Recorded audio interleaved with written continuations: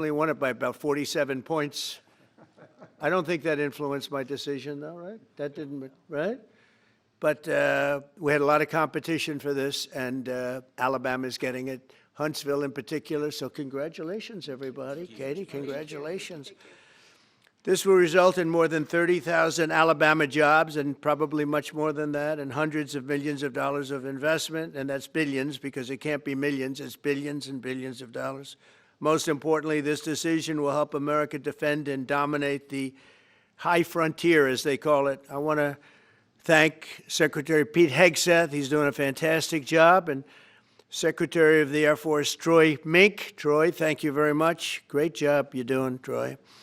This is such a big deal. This is one that everybody wanted to know. What are you doing? I also want to thank Senators Katie Britt, and I want to give my condolences. Your grandmother, her grandmother just passed away. She was 100, right? 100, and she loves you, Mr. President. Well, and she was very proud of you. Thank you very much. Very, very proud of you. So thank you, Katie. Wonderful woman. She must have been. To produce you indirectly, I can tell you she had to be. Tommy Tuberville, who's a great coach. And I won't say anything about what happened with Alabama football this weekend. Let's leave that out. But you're not used to that, right? You're not used to that. But Tommy, Auburn won, that's right. They did. So you're happy. Tommy's been a great senator, as you know, and a fantastic guy all around. He was also a tremendous coach. House Armed Services Committee Chair Mike Rogers. Thank you, Mike. Where's Mike? Mike, thank you very much. Doing great, Mike. Representatives Barry Moore, all great friends, Robert Adderholt, Gary Palmer, and Dale Strong. Thank you all very much, fellas. Appreciate it. In my first term, I created a thing called Space Force, so important. You know, we were losing the race in space very badly to China and to Russia, and now we're far and away #1 in space, and reestablished Space Com with a mission to protect American space assets and detect any threat to our homeland. We initially selected Huntsville for the SpaceCom headquarters, yet those plans were wrongfully obstructed by the Biden administration. And as you know, they moved them to a different locale. And today we're moving forward with what we want to do and the place that we want to have this. And this will be there for hopefully hundreds of years. That's where it's going to be. I will say I want to thank Colorado. The problem I have with Colorado, one of the big problems, they do mail-in voting. They went to all mail-in voting. So they have automatically crooked elections. And we can't have that. When a state is for mail-in voting, that means they want dishonest elections, because that's what that means. So that played a big factor also.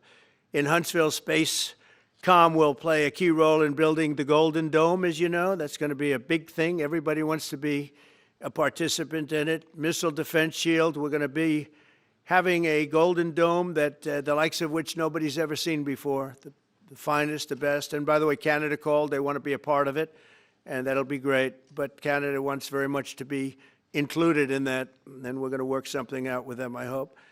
It will also ensure that our technological capabilities, of which we're way ahead of anybody else, there's nobody close, remain unmatched long into the future. So I'd like to ask Secretary Hegseth to say a few words. He was very much a part of it. And really, everybody behind me was. Every one of these people would call me and lobby me. I said, Katie, I don't want to talk to you anymore. I know what you want. She said, that's right, sir. That's what I want. And they got their way. So I just want to congratulate. These are really special people. They're politicians in many ways, but they're great patriots, I think even more so than politicians. So they fought very hard to get it, and it's an honor to give it to Huntsville. Pete, say a few words, please.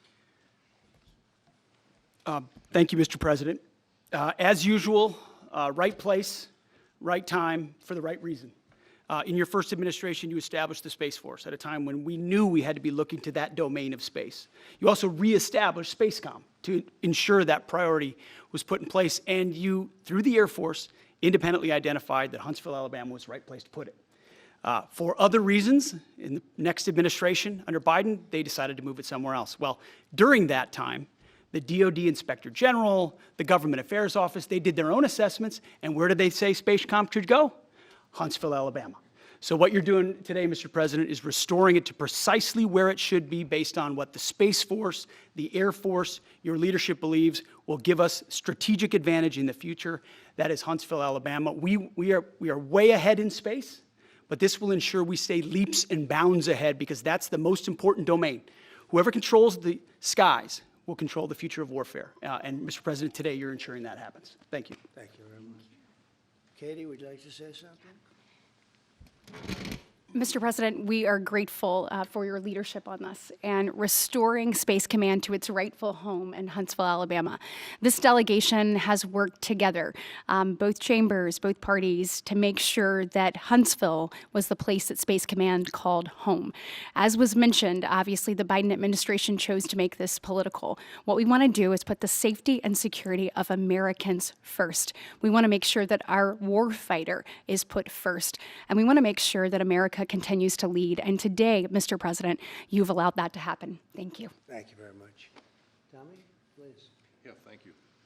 Thank you, Mr. President. This is a great day for our country, not just for our state of Alabama. We need help in our military. We need to catch up.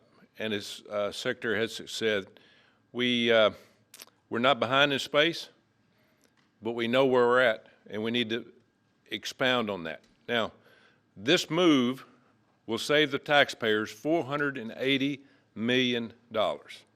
It's not going to cost more. It's going to cut $480 million. We have the plans intact. It'll be behind a secure wall in Huntsville, Alabama, at Redstone Arsenal. We have 40,000 people there. We have the FBI there. We have missile defense there. We have NASA, Blue Origin, and SpaceX. It is the perfect place for Space Command. I would tell you today, and I've spoke with the President for the last 3 or 4 years about this, if I thought it needed to go somewhere else because I understand the security of our country, I'd be for that. But the best place for Space Command is Huntsville, Alabama, because what we have and what it means to this country is going to be so important. So thank you, Mr. President, for this, and we look forward to building a huge Space Command and having the Donald J. Trump Space Command Center in Huntsville, Alabama. Here, here. JD, would you like to say something? Sure. Well, Mr. President, thank you. I'll be very brief here. I lobbied the president hard to put it in Ohio, but he said these people behind us, these Alabamas, are just too powerful and too persuasive. And so it's in Alabama, but as Tommy said, this is exactly the right place for Space Force and Space Command. I think Americans ought to appreciate it and ought to appreciate the fact that you can't win the battle of the future unless you control the skies.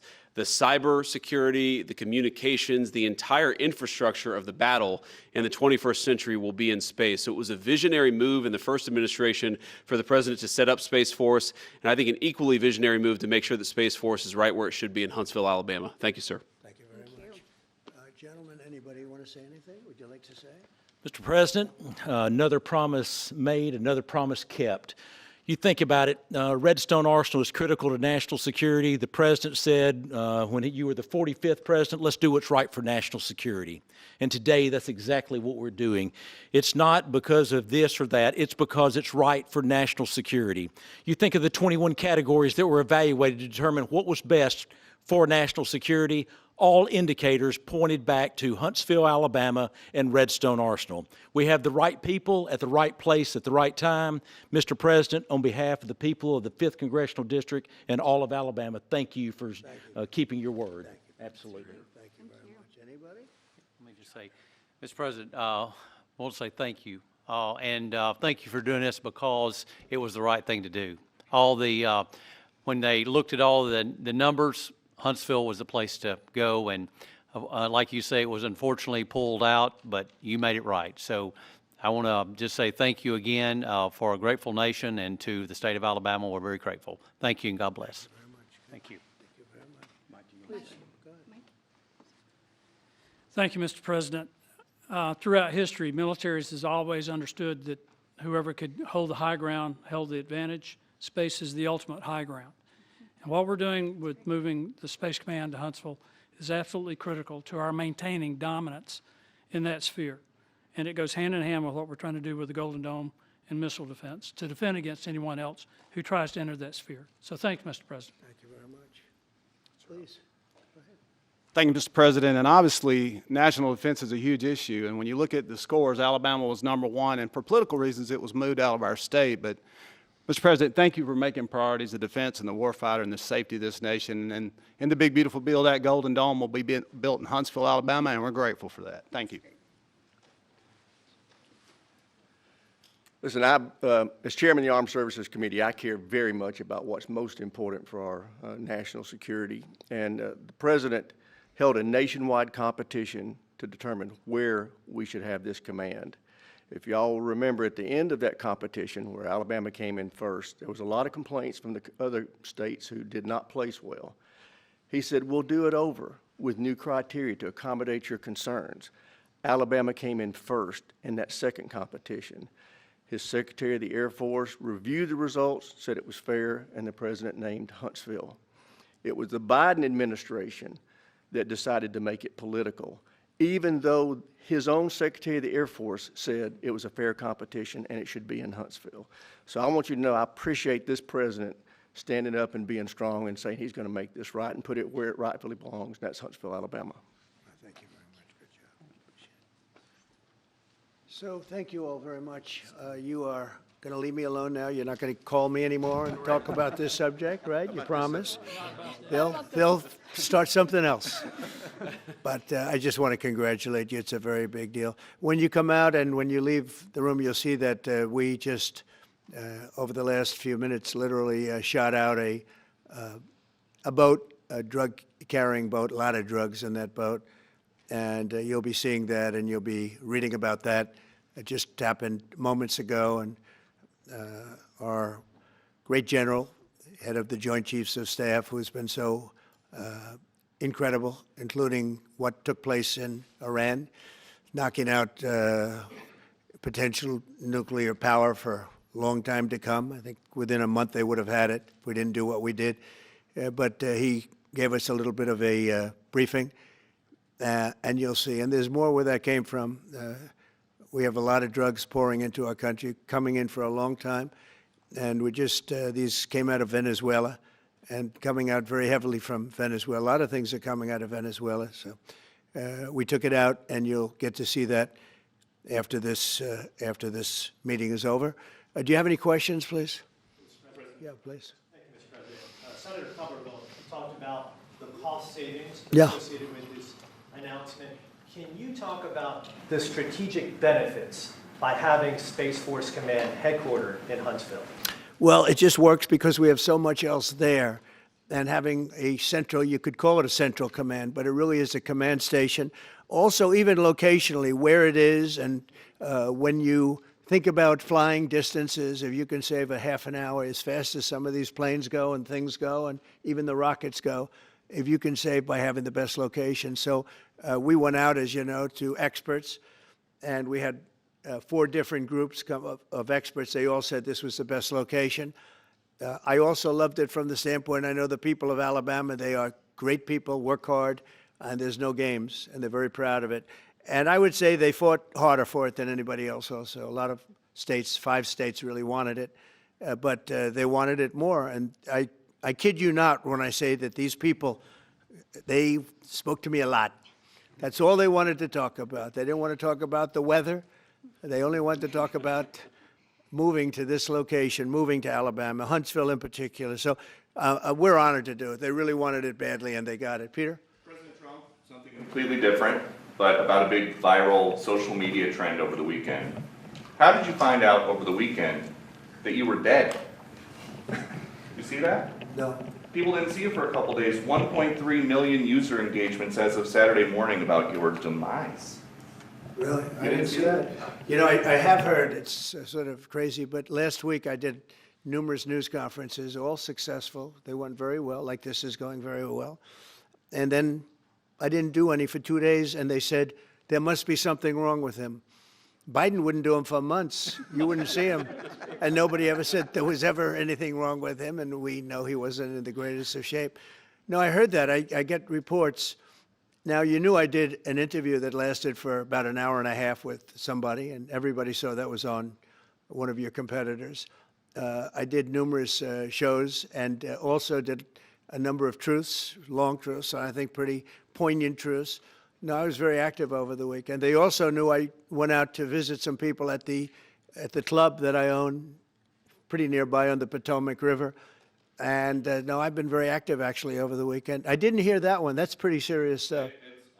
Well, it's fake news. You know, it's just it's so fake. That's why the media has so little credibility. I knew they were saying, like, is he okay? How's he feeling? What's wrong? I said, I just left. And it's also sort of a longer weekend, you know, it's Labor Day weekend. So I would say a lot of people know. I was very active this Labor Day.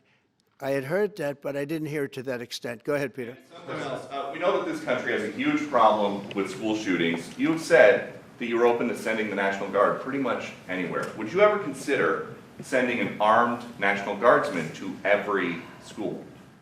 Well, we have a big problem with school shooting, but we also have thousands and thousands of schools that run perfectly. You know, they talk about you can do things construction-wise, and that's really, I think nobody knows more about construction than me. You can build the construction doors. You can build what they call safety doors, where they lock on the outside, the inside, and every place else. Well, but if one of these lunatics happens to get through, then the police can't get in. Then they're looking for keys all over the place, and it takes a lot of disadvantages to doing, you know, spending billions and billions of dollars and actually making it safer in some way for some of these lunatics that we're dealing with. But I don't think so. I've thrown out the concept. We have great teachers that love our children. The parents love the children. Teachers love the children too. And if you took a small percentage of those teachers that were in the military, that were distinguished in the military, that were in the National Guard, et cetera, and you let them carry, that's something that a lot of people like. I sort of liked it. I'd have to be studied, but they're trained. They know about weapons. You can't do it with every teacher because most teachers don't know, and you know. But I always thought that would be an alternative. But it just we've had a lot of instances. Other countries have also. They have different kinds of problems than we have, but we do have. There's something going on. And it's a bad thing. Yes, please. Have you spoken with President Putin in the past week? Have you spoken with President Putin in the past week? Yeah, I don't want to. I have learned things that will be very interesting. I think in the next few days you'll find out. Will there be any consequences if there isn't some type of announcement of a meeting with President Putin and President Zelensky? Yeah, there will and what be. could those consequences be? We're going to see what happens. We're going to see what they do and what happens. I'm watching it very closely. Last week, they lost 7,000, between the two countries, 7,313 soldiers, to be somewhat exact, for no reason whatsoever. And they're Russian and they're Ukrainian, but, you know, they're soldiers. I want to see it end. Yeah. Mr. President, have you decided you're definitely going to send National Guard troops to Chicago? I didn't say when, but the answer is, look, Chicago's very interesting because I watched Pritzker get up and say about, we don't need help, we're safe. But 2 weeks ago, they had 6 people murdered, and they had 24 people hit by bullets. Last week, as you know, it was 7 people, 24 people hit, and 7 people died. And then over the last 2 days, that was the crown jewel. They had, I guess, 9 or 10 killed, and 50 hit with bullets. And you have this governor get up, who's a terrible governor. Probably he and Gavin Newsom would be probably the 2 worst and most naive. They're naive. Either they're naive or they're very untruthful. And he'll say, we don't want any protection. We don't need. So in the last 3 weeks, he's lost almost 20 people killed. There's no place in the world, including you can go to Afghanistan, you can go to places that you would think of. They don't even come close to this. Chicago is a hellhole right now. Baltimore is a hellhole right now. Parts of Los Angeles are terrible. If we didn't put out the fires, and I mean the other fires, the bullet fires, they didn't do a good job with it. They should have had the water coming down, like I said. You know, we had to release the water. We had to go in and release the water to LA. It's so badly run. But if I didn't send the National Guard into Los Angeles, I would be making an announcement today. I'd be talking about Huntsville, and I'd simultaneously be saying, by the way, the Olympics is not coming to Los Angeles. If we didn't do that, and even the sheriff, the top law enforcement person in Los Angeles said, we could not have handled it without them. So that's what he said. Make your mind up on Chicago, though? Well, we're going in. I didn't say when, we're going in. When you lose, look, I have an obligation. This isn't a political thing. I have an obligation. When we lose, when 20 people are killed over the last 2.5 weeks, and 75 are shot with bullets. So let me tell you a little story about a place called D.C., District of Columbia, right here where we are. It's now a safe zone. We have no crime. It's in such great shape. You can go and actually walk with your children, your wife, your husband. You can walk right down the middle of the street. You're not going to be shot, Peter. You're safe. Everyone likes you anyway. They probably wouldn't do it. But it's so dangerous. And there are people in this audience that you've suffered greatly. There are people in this audience that have been mugged and hurt badly, and they don't want to talk about it. Maybe you were very brave in talking about it. You made quite an impression on a lot of people. I appreciate it. But there were other people in this room that have been hurt very badly just walking down the street in D.C. Washington, D.C. is a safe zone right now. It's a safe city. The restaurants are open. They're booming. You can't get a restaurant. New restaurants are announcing that they're going to be open. This took place in 12 days. Now it's 15 days, but 3 days ago it became what's known as a safe zone. It's a safe city. And this city was really bad, really, really bad. We took 1,600 people out, hardcore criminals that will not be coming back anytime soon. And we're very proud of it. You know, to have our nation's capital lose every week. You know, it was like years, many years, where every single week somebody was killed for many, many, many consecutive weeks. This went on for years. And then we had, last week it was announced that nobody was killed last week. And I made that announcement in front of a very distinguished leader of a country. And I'm saying proudly, ladies and gentlemen, nobody was killed in Washington, D.C. this week. He looked at me like, what's that all about? I say, yeah, we have a little bit of a crime problem. And we don't have a crime problem in Washington anymore. And the mayor has been very helpful, and the police commission has been very helpful, and it's been a great team. And I would love to have Governor Pritzker call me. I'd gain respect for him and say, we do have a problem, and we'd love you to send in the troops, because you know what? The people, they have to be protected. I saw today on one of your networks, not a friendly network, except really the opposite, I would say, very unfriendly network. And they interviewed about 12 people on this morning. Most of them were African American, they were black. And they were saying, please, please, please let the president send in. These were people from Chicago. Please, we need help. We need help. We can't walk outside, we're petrified.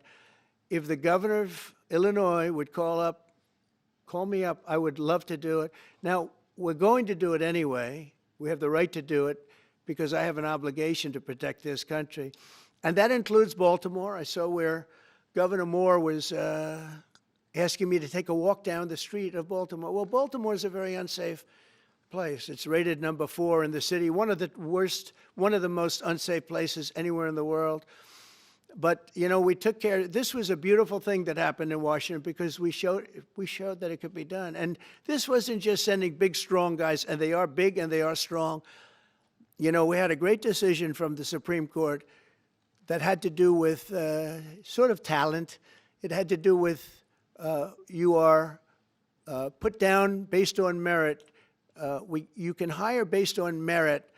So merit for a soldier or for a policeman is strong, physically fit, having a certain ability, not a person that is woke and got the job through woke, but wasn't strong enough to lift a gun out of the holster, et cetera, et cetera. No, I looked at the police. As you know, last week I went over, we had a meeting there had to be 300 people, and they were all very impressive looking. And when the bad guys see them, they're not going to do a thing. And so I'm very